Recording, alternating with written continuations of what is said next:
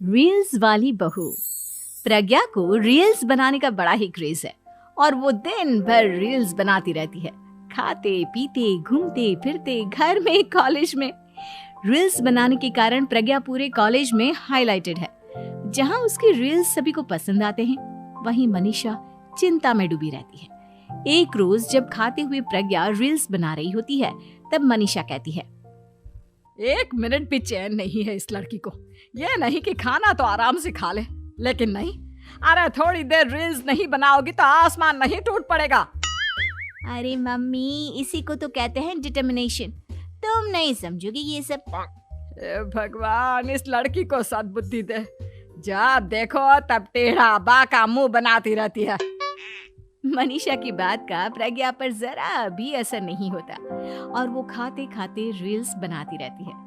दिन बीतने लगते हैं और देखते देखते प्रज्ञा का कॉलेज भी खत्म हो जाता है। आए दिन कोई ना कोई मनीषा को प्रज्ञा की शादी करवाने का सुझाव दे जाता है। सब ठीक ही कहते हैं, प्रज्ञा की शादी कर देनी चाहिए। अपने घर के काम काज में व्यस्त हो जाएगी तो खुद ही ये रील्स और नाच गाना बंद हो जाएगा। मनीषा और प्रेम प्रज्ञा के लिए एक अच्छा लड़का ढूंढने लगते हैं और तभी विकी का रिश्ता प्रज्ञा के लिए आता है, जिसने प्रज्ञा को उसकी रील्स देखकर पसंद कर लिया था। अगले दिन विकी अपने माता पिता के साथ प्रज्ञा के घर पहुंच जाता है और प्रज्ञा साड़ी पहने हाथों में चाय की ट्रे लिए उनके सामने आती है। जब विकी को पसंद है तो हमें भी बहू पसंद है। बहन जी, आप बारात की तैयारी कीजिए। एक बार लड़का लड़की अकेले में बात कर ले तो अच्छा रहेगा। हाँ हाँ, क्यों नहीं। मनीषा विकी को प्रज्ञा के कमरे में भेजती है, जहां प्रज्ञा पहले से ही रील्स बना रही होती है। तभी विकी कहता है, आ गए आपके साजन जी। हमारे साथ ये रील्स कंप्लीट करती तो और भी अच्छा रहता। अच्छा जी, अब आ ही गए हैं तो बना ही लेती हूँ आपके साथ। दोनों मिलकर रील्स बनाते हैं। जब वी मीट और तुरंत पोस्ट भी कर देते हैं। फिर विकी कहता है, जब आप साड़ी में चाय लेकर आए तब मुझे लगा कि कहीं मैं गलत घर में तो नहीं आ गया। अब सही है। दोनों की शादी पक्की हो जाती है और शादी के दिन भी प्रज्ञा रील्स बनाने से चूकती नहीं। यहाँ तक कि बारात के समय भी नाचते हुए रील्स बनाती है। सभी लोग प्रज्ञा की तारीफ के पुल बांध देते हैं और प्रज्ञा नाचती गाती अपने ससुराल चली जाती है। सब कुछ अच्छा चल रहा होता है। प्रज्ञा यहाँ भी दिन भर हर चीज की रील्स बनाती रहती है। लेकिन कुछ दिनों के बाद जब सुनीता कहती है, बहू, ये रील्स के साथ साथ कुछ काम भी कर लिया करो। वैसे तुझे और क्या क्या बनाना आता है? मम्मी जी, वैसे तो सब कहते हैं कि मैं सब कुछ अच्छा बनाती हूँ, लेकिन मुझे लगता है कि मैं मैगी अच्छा बना लेती हूँ। हाँ, कॉफी भी अच्छा बना लेती हूँ और मुंह तो सबसे अच्छा बना लेती हूँ। हैं? अच्छा अच्छा। सुनीता अपना माथा पकड़ लेती है और कहती है, बहू, कुछ खाना बनाना भी सीख लेती। मम्मी जी, मैं लंबी प्लानिंग कर रही हूँ। जल्दी ही मैं इतनी फेमस हो जाऊंगी कि मुझे पैसे मिलने लगेंगे। हम दोनों सास बहू राज करेंगे, राज।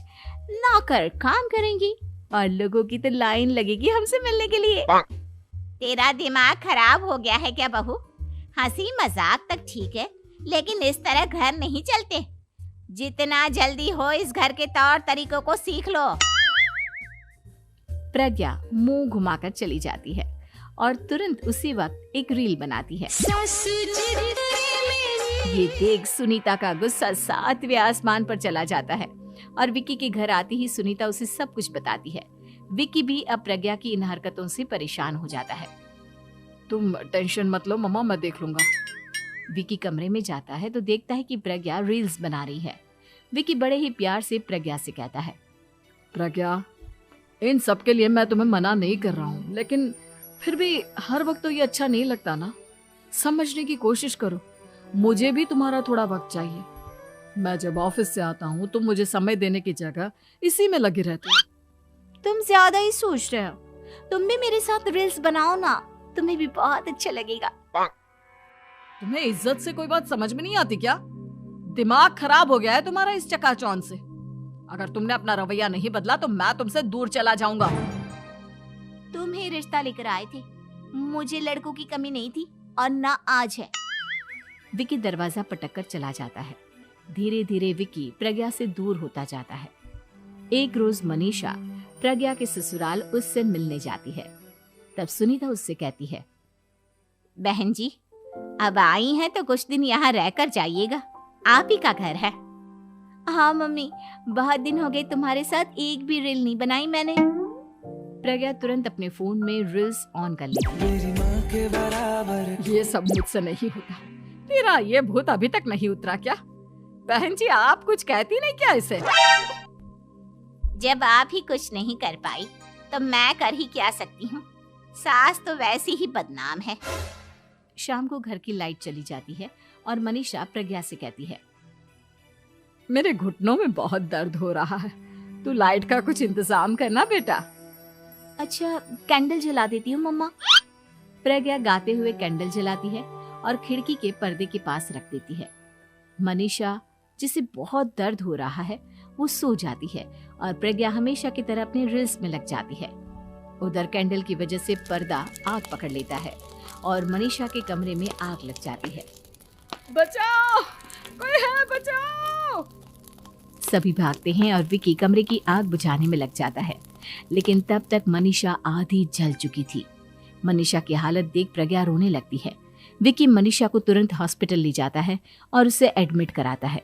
विकी प्रज्ञा से कहता है, देख लिया ना, तुम्हारे इस नाच गाने की वजह से आज तुम्हारी माँ की जान जाते जाते रह गई। अब पता नहीं तुम और क्या चाहती हो। उधर डॉक्टर कहते हैं, इनकी हालत बहुत नाजुक है, आधे से ज्यादा जल चुकी है। प्रज्ञा रोती हुई मंदिर में जाती है और भगवान के आगे जाकर कहती है, भगवान, मेरी माँ को ठीक कर दो। मैं कसम खाती हूँ, हाथ से ये रील्स बनाना छोड़ दूंगी। बस मुझे मेरी माँ वापस मिल जाए। 2 दिन बीत जाते हैं और मनीषा खतरे से बाहर आ जाती है। पेशेंट अब ठीक है, आप लोग उनसे मिल सकते हो। सब कोई मनीषा से मिलता है और प्रज्ञा सबके सामने अपना फोन तोड़ देती है। मुझे माफ कर दो मम्मा, मैंने तुम लोगों की बातों को नजरअंदाज किया। बेटा, कोई भी चीज जरूरत से ज्यादा खराब है। मैंने तुम्हें रील्स बनाने से कभी मना नहीं किया, लेकिन हर वक्त एक ही चीज तो सही नहीं है। मैं समझ गई हूँ मम्मा, आई एम सॉरी। प्रज्ञा उस दिन से रील्स बनाना छोड़ देती है और पूरी तरह से अपने घर में लग जाती है।